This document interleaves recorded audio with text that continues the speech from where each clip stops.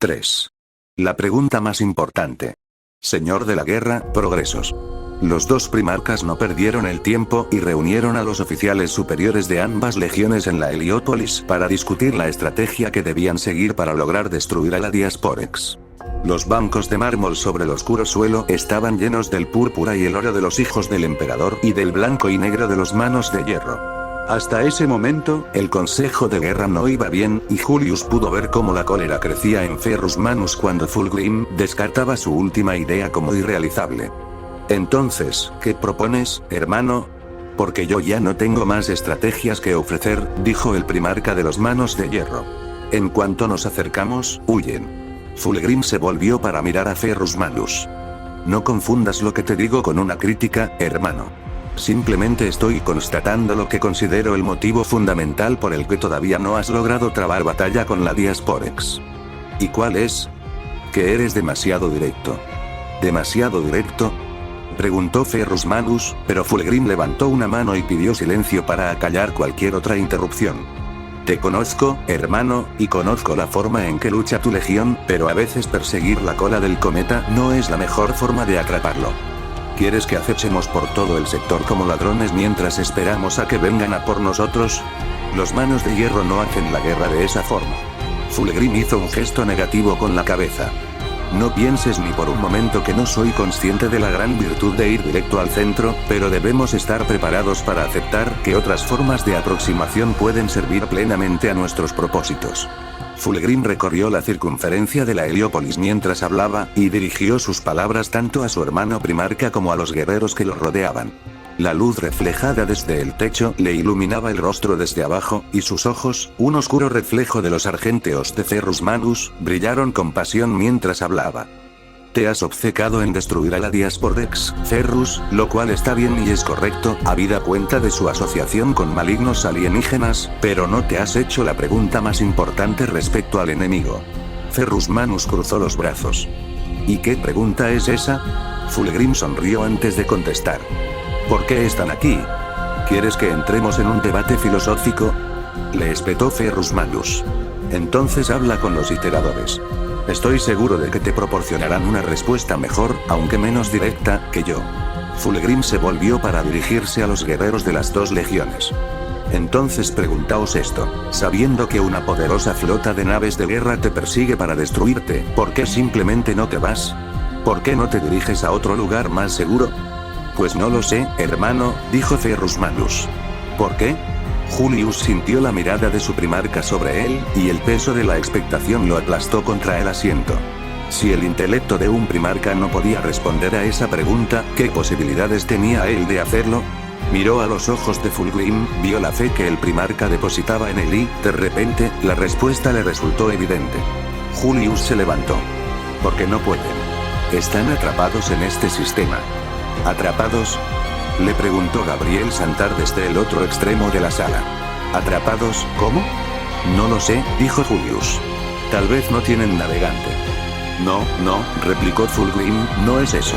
Si no tuvieran navegante, la 52ª expedición los habría atrapado hace mucho. Es otra cosa. ¿Cuál?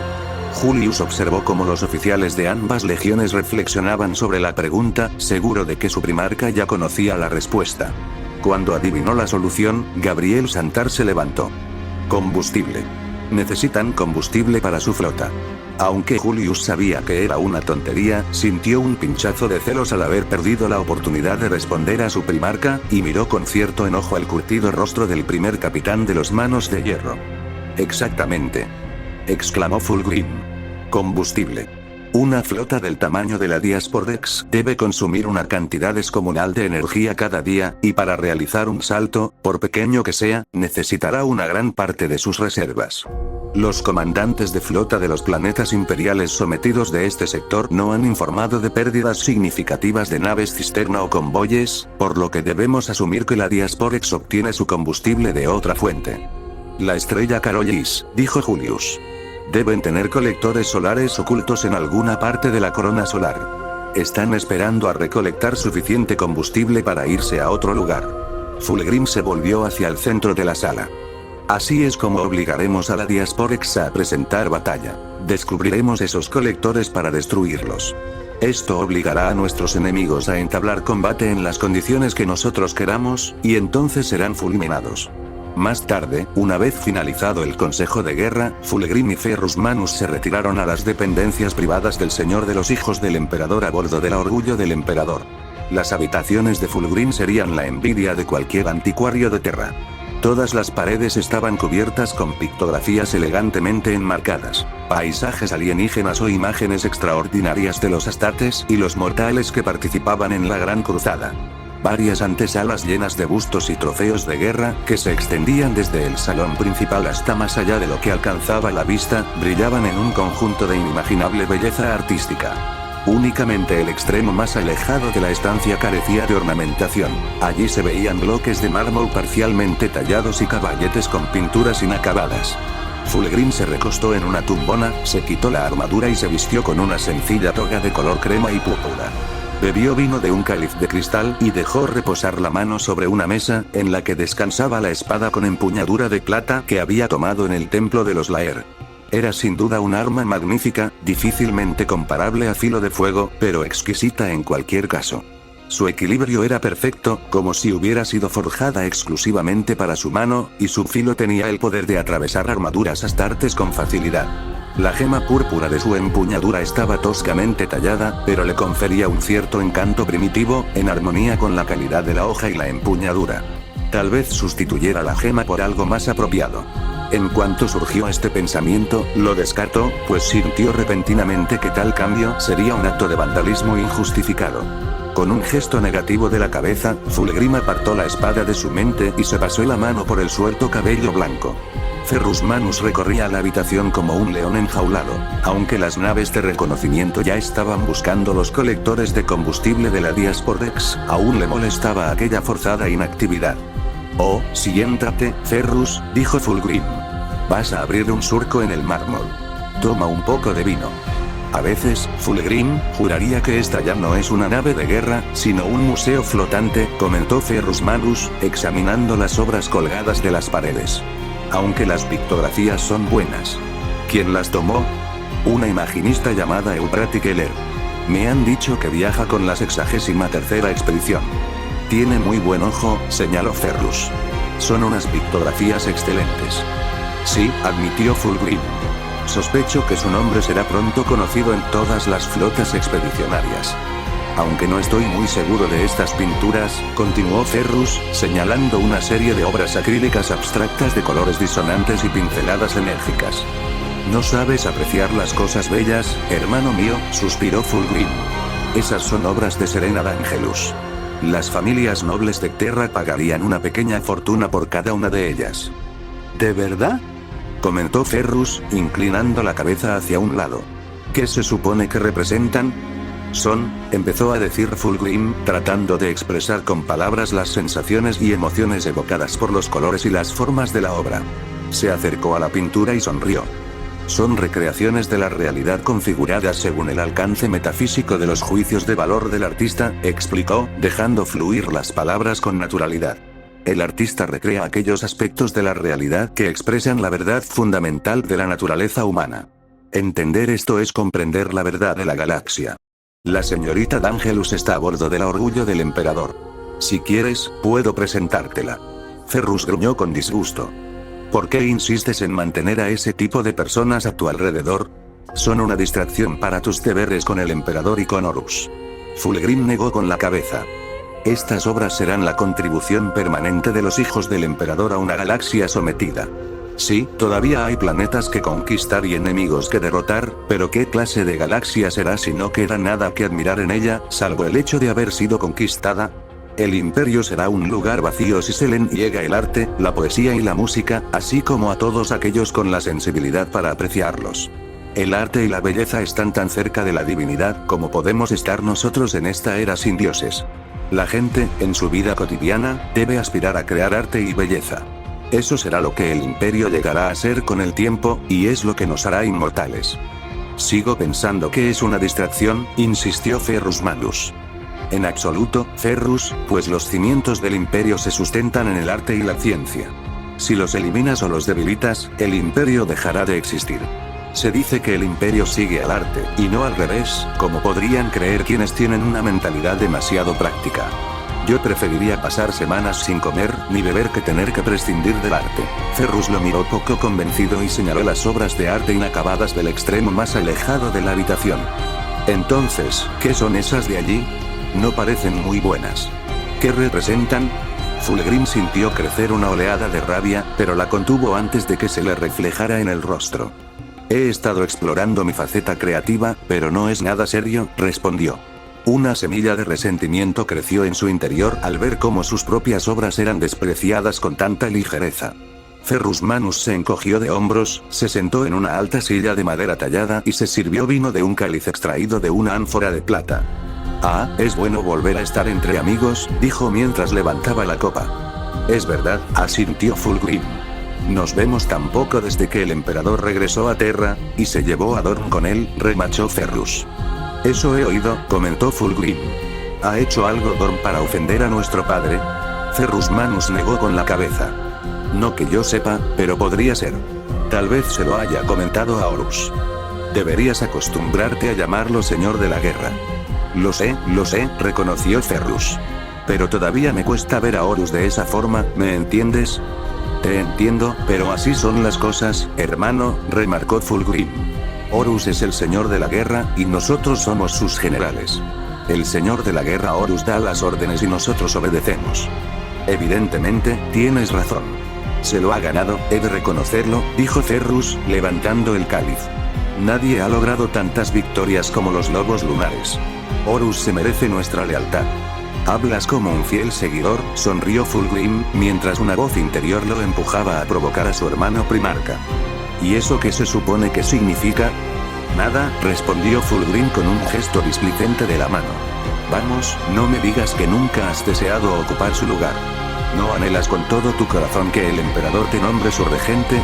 Ferrus negó con la cabeza con firmeza. No. ¿De verdad? Sinceramente, puedo contestar que no, afirmó Ferrus, apuró su copa y se sirvió otra. ¿Te imaginas el peso de semejante responsabilidad?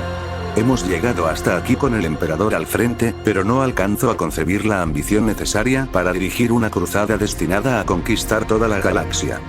¿Entonces no crees que Horus esté a la altura? Preguntó Fulgrim. No he dicho eso, rió Ferrus entre dientes. Y no pongas en mi boca palabras que no he pronunciado, hermano. No quiero que se me tache de traidor por no apoyarlo. Si alguno de nosotros tenía que ser nombrado señor de la guerra, yo habría apostado por Horus. No todos piensan igual. Has estado hablando con Perturabo y Angerón, ¿verdad? Entre otros, admitió Fulgrim. Ellos han compartido sus reservas respecto a la decisión del emperador. Quienquiera que hubiera sido elegido, ellos habrían mostrado su descontento, afirmó Ferrus. Es probable, aceptó Fulgrim. Pero me alegro de que haya sido Horus. Conseguirá grandes hazañas. Brindemos por ello, dijo Ferrus, apurando su vino. Es un adulador y fácilmente manipulable, susurró una voz en su cabeza, y Fulgrim parpadeó por la fuerza con la que resonó en su mente. Con el fin de la guerra en Laeran, el flujo constante de heridos y fallecidos que llegaba al Apotecarión se redujo, lo que permitió a Fabius disponer de más tiempo para dedicarse a sus investigaciones. Para garantizar el secreto que requerían sus experimentos, se había trasladado a las instalaciones de investigación poco utilizadas a bordo del Andronius, un crucero de ataque bajo el mando del comandante general Eidolon. Al principio, aquellas dependencias eran muy básicas, pero con el permiso y la ayuda de Eidolon, había reunido una notable colección de equipos especializados. El propio Eidolon lo había acompañado hasta allí, recorriendo junto a él la Galería de las Espadas, hasta llegar al Apotecarión de la sección delantera, con sus brillantes y estériles paredes de acero. Sin detenerse ni un instante, Eidolon lo condujo a través del tubo central del laboratorio principal, luego por un corredor embaldosado hasta llegar a un vestíbulo dorado que se dividía en dos pasillos, uno a la derecha y otro a la izquierda. El muro del fondo parecía vacío, aunque se notaban indicios de que anteriormente había albergado algún elemento decorativo, un mosaico o un bajo relieve. ¿Por qué estamos aquí?, preguntó Fabius. Pronto lo verás, respondió Eidolon, mientras se adelantaba para presionar un punto determinado de la pared. Esta se deslizó hacia arriba y reveló un pasillo bien iluminado y una escalera en espiral. Habían descendido a las instalaciones de investigación. Allí había mesas quirúrgicas cubiertas con sábanas blancas y tanques de incubación que permanecían vacíos e inactivos. Aquí es donde trabajarás, declaró Eidolon. El primarca ha depositado una gran responsabilidad sobre tus hombros, apotecario, y no debes fallarle. No lo haré, aseguró Fabius. Pero decidme, mi señor, ¿por qué mostráis un interés tan personal en mi trabajo? Los ojos de Eidolon se entrecerraron y fijaron una mirada intensa en Fabius. Debo llevarla corazón orgulloso al cinturón de Satyr-Laxus para cumplir una misión de mantenimiento de la paz. Una tarea poco gloriosa pero necesaria para garantizar que los gobernadores imperiales respeten las leyes del emperador, comentó Fabius, aunque era plenamente consciente de que Eidolon no lo veía de esa forma. Es humillante, replicó este. Es una forma de desperdiciar mi talento y mi valor, enviándome lejos de la flota de esta manera. Tal vez sea así, pero ¿qué es lo que deseáis de mí? Insistió Fabius. No me habríais acompañado personalmente hasta aquí sin un motivo concreto. Así es, apotecario, admitió Eidolon, colocando una mano en el hombro de Fabius y conduciéndolo hacia el interior del laboratorio. Fulgrim me ha explicado la magnitud de lo que intentas lograr y, aunque no apruebo tus métodos, obedeceré a mi primarca en todo lo que me pida. ¿Incluso cuando se trata de misiones de mantenimiento de la paz?, preguntó Fabius. Incluso en eso, asintió Eidolon. Pero no pienso someterme nuevamente a este tipo de indignidades. El trabajo que estás realizando tiene como objetivo mejorar la fisiología de los astartes, ¿verdad? Esa es mi meta. Apenas he comenzado a desentrañar los misterios de la semilla genética, pero cuando lo logre, conoceré todos sus secretos. Entonces, cuando regrese a la flota, empezarás conmigo, dijo Eidolon. Debo convertirme en tu mayor éxito, más rápido, más fuerte y más letal que nunca, para ser la mano derecha indispensable del primarca. Empieza tu trabajo aquí, apotecario, y yo me encargaré de que dispongas de todo lo necesario. Fabius sonrió al recordar sus palabras, seguro de que Eidolon quedaría satisfecho con los resultados cuando regresara. Se inclinó sobre el cadáver de un guerrero astartes. Su indumentaria de trabajo estaba manchada de sangre, al igual que el equipo quirúrgico portátil que llevaba sujeto a un servoarnés fijado a su cintura. Varios brazos articulados de acero, semejantes a patas de araña metálicas, se extendían por encima de sus hombros. Cada uno estaba equipado con jeringuillas, escalpelos o sierras para cortar huesos, herramientas que le ayudaban a realizar la disección y extracción de órganos. El hedor a sangre y carne cauterizada llenaba el aire, pero aquello no le provocaba asco. Al contrario, le susurraba la promesa de descubrimientos apasionantes y la posibilidad de explorar los límites de conocimientos prohibidos. Las luces frías del apotecarión daban una palidez cadavérica al cuerpo y se reflejaban en los tanques de incubación, donde había iniciado el desarrollo de semillas genéticas modificadas mediante estimulación química, manipulación genética y radiación controlada. El guerrero de la camilla se encontraba al borde de la muerte cuando fue trasladado allí, pero falleció en un estado de éxtasis, mientras su corteza cerebral quedaba expuesta. Fabius aprovechó sus últimos momentos para estudiar en detalle el funcionamiento del sistema nervioso de un astartes vivo. De forma inesperada, descubrió la forma de conectar el sistema nervioso con los centros del placer del cerebro, transformando cada incisión dolorosa en una sensación intensa y placentera. No estaba seguro de la utilidad de aquel hallazgo para sus investigaciones, pero constituía una nueva pieza de información valiosa que guardaba para futuros experimentos. Hasta ese momento, Fabius había obtenido más fracasos que éxitos, aunque el balance comenzaba a inclinarse poco a poco hacia resultados positivos, gracias a que la guerra en Laeran le había proporcionado una fuente abundante de material genético para analizar. Los hornos del apotecarión funcionaban día y noche para destruir los restos de los experimentos fallidos, pero consideraba que estos contratiempos eran necesarios en su búsqueda, y en la de toda la Legión, de la perfección. Sabía que algunos miembros de la Legión desaprobarían su trabajo, pero eran personas sin visión, incapaces de comprender los grandes logros que podían alcanzarse ni los sacrificios que eran necesarios para llegar a la perfección. Al dar este paso adelante en la evolución de los astartes, la Legión de Fulgrim se convertiría en la más poderosa de todos los ejércitos del emperador, y el nombre de Fabius sería alabado en todo el imperio como el principal artífice de esta transformación. En aquel momento, los tanques de incubación del apotecarión albergaban los primeros frutos de sus investigaciones, pequeños órganos en desarrollo flotando en una solución rica en nutrientes. Las muestras de tejido procedían de los guerreros caídos en Laeran, y Fabius calculaba que estas mejoras duplicarían su eficacia. Ya había logrado desarrollar una osmódula mejorada que aumentaba la fuerza de la unión epifisaria y favorecía la osificación del esqueleto, dando como resultado huesos prácticamente irrompibles. Tras este avance, trabajaba en un órgano experimental que combinaba elementos hormonales extraídos de los Laer. Si tenía éxito, alteraría la función de la glándula Becher y permitiría a los Astartes reproducir el aullido sónico de aquella especie alienígena, con efectos devastadores. El desarrollo de otros órganos mejorados se encontraba aún en una fase inicial, pero Fabius tenía grandes esperanzas en perfeccionar la viscopea para estimular el crecimiento muscular hasta límites desconocidos, creando guerreros tan fuertes como un Dreadnought, capaces de atravesar el blindaje de un vehículo con sus propias manos. El estudio de los ojos multiespectrales de los Laer le había proporcionado datos valiosos que esperaba aplicar en sus investigaciones sobre el Oculobe. Docenas de muestras oculares estaban dispuestas en cabinas estériles junto a él, donde probaba compuestos químicos capaces de mejorar la capacidad de los nervios ópticos. Con algunas modificaciones, Fabius creía que podría crear órganos visuales que funcionaran a pleno rendimiento en total oscuridad, luz intensa o condiciones estroboscópicas, haciendo a los Astartes inmunes a la ceguera o la desorientación.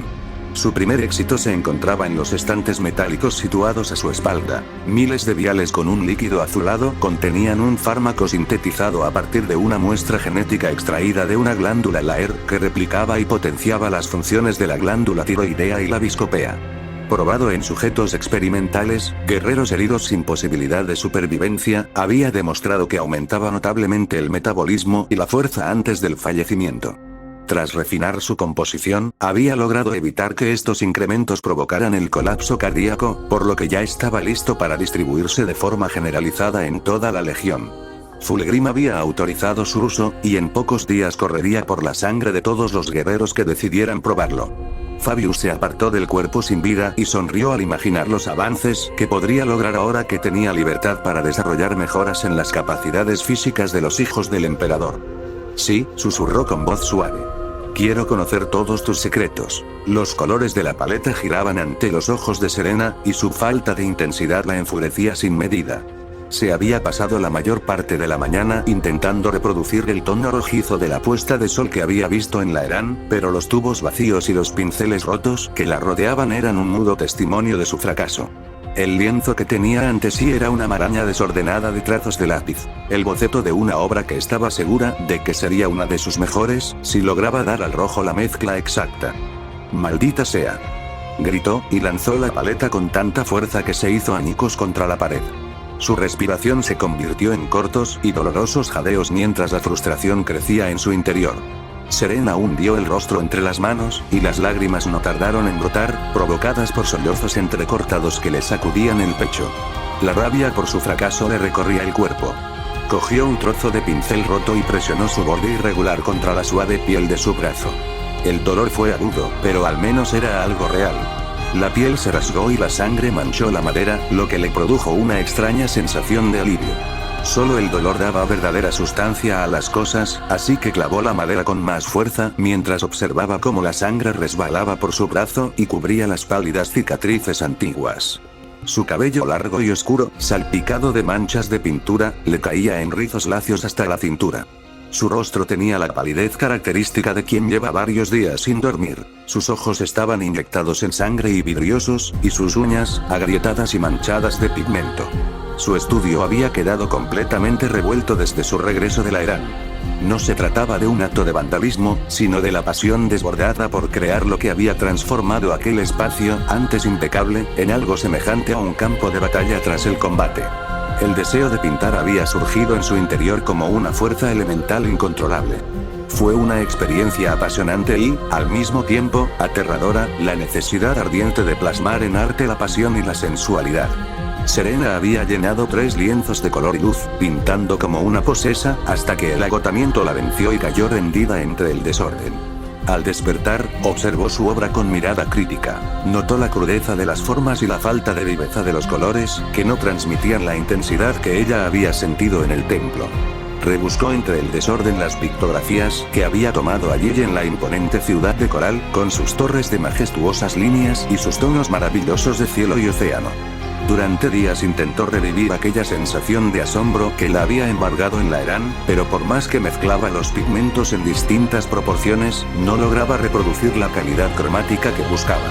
Serena pensó en el planeta y recordó la tristeza que sintió cuando negaron a Ostian el permiso para acompañarla a la superficie.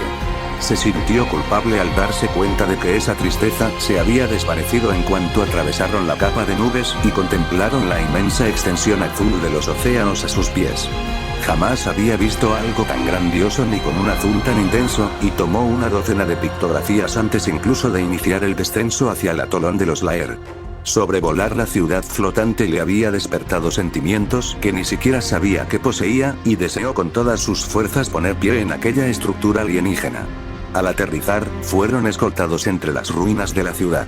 Todos los miembros del grupo de registro observaban con asombro la maravilla que los rodeaba. El capitán Julius les explicó que las altas torres con forma de concha habían emitido aullidos durante toda la guerra, pero que en su gran mayoría ya habían sido silenciadas con explosivos. Los pocos sonidos que aún podían oírse le parecieron muy lejanos, dolorosamente solitarios y profundamente tristes. Serena tomó una pictografía tras otra mientras avanzaban, y ni siquiera los cadáveres destrozados de los Laer lograron distraerla de la emoción de caminar por una ciudad que flotaba sobre el océano. Las imágenes y los colores eran tan intensos que no podía abarcarlos por completo, y sus sentidos se vieron sobreestimulados. Entonces vio el templo. Cualquier otro pensamiento desapareció de su mente en cuanto el capitán Julius y los intérpretes tomaron la delantera hacia aquella inmensa construcción. Una determinación voraz y absoluta se apoderó de ella y de los demás miembros del grupo, que avanzaron con gran rapidez hacia el interior. Mientras se abría paso entre las ruinas, percibió un aroma extraño y ahumado. Al principio pensó que se trataba de incienso quemado por los soldados para ocultar el hedor a sangre y descomposición.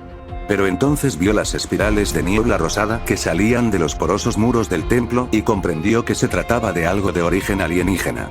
Una sensación placentera y breve de pánico la invadió, pero al inhalar más de aquel aroma almizclado, decidió que le resultaba agradable. En el interior de la amplia entrada del templo habían colocado varios focos, y su luz intensa reveló murales de colores tan vivos y detallados que dejaban sin aliento. Oía a su alrededor exclamaciones de asombro, mientras los artistas intentaban captar la magnitud de la obra y los registradores tomaban imágenes panorámicas. Desde algún punto del interior, Serena distinguió una melodía, una música salvaje y apasionada que se le clavó en el corazón como una espina. Se apartó de los murales y siguió la melena azul de Becua, atraída cada vez más por aquel canto de sirena que las guiaba hacia lo más profundo del edificio. De repente, sintió renacer su rabia contra Becua, y sus labios se curvaron en una mueca de disgusto. La persiguió, mientras la música del templo llenaba su ser con mayor intensidad a cada paso. Aunque era consciente de la gente que la rodeaba, no les prestó atención. Sus pensamientos estaban totalmente dominados por las sensaciones que inundaban su cuerpo. La música, la luz y el color lo envolvían todo, y tuvo que apoyarse para no caer, pues la intensidad de la experiencia casi la abrumaba. Se obligó a seguir adelante, dobló una esquina hacia el interior, y cayó de rodillas al contemplar la belleza sobrecogedora y la energía deslumbrante de las luces y los sonidos que allí reinaban. Becua Kinska estaba de pie en el centro de la gran sala, con los brazos levantados en forma de V, mientras la música parecía fluir a su alrededor. Serena pensó que, en toda su vida, jamás había visto nada tan hermoso. Sus ojos se llenaron de lágrimas ante tanta perfección. De vuelta en su estudio, había agotado todas sus fuerzas intentando, sin éxito, capturar aquel instante breve pero deslumbrante. Se enderezó, se secó las lágrimas con la manga, tomó una paleta nueva entre los restos esparcidos y volvió a mezclar pigmentos con la esperanza de recrear aquel tono. Mezcló rojo cadmio con carmesí quinacridona y añadió granate perileno, pero aunque el resultado se acercaba, no era exactamente el que buscaba. Mientras la frustración volvía a apoderarse de ella, una gota de sangre cayó de su brazo sobre la mezcla. De repente, el color fue perfecto. Sonrió al comprender lo que debía hacer. Tomó el pequeño cuchillo que usaba para afilar sus pinceles, se lo pasó suavemente por la piel y se hizo un corte justo por encima del codo. Dejó caer unas gotas de sangre sobre la paleta mientras la sostenía debajo, sonriendo al ver cómo surgían los tonos exactos. Por fin podía empezar a pintar. Solomon se agachó para esquivar un golpe y levantó su arma para bloquear el contraataque dirigido contra su pecho. El impacto le recorrió todo el brazo, y apretó los dientes al notar cómo sus huesos, apenas recuperados, protestaban por el esfuerzo.